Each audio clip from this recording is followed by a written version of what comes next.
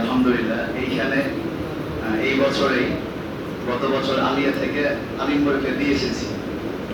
তো আলিয়াতে সাধারণত এই লেখাটা চলে না, কত রোখাটা। তো এখানে এসে যখন দেখলাম প্রায় অনেকেই পারে, ওস্তাদ গণ লেখেন, তো ওই আকাঙ্ক্ষা থাকেই কিভাবে শেখা যায় এই কত রোখা।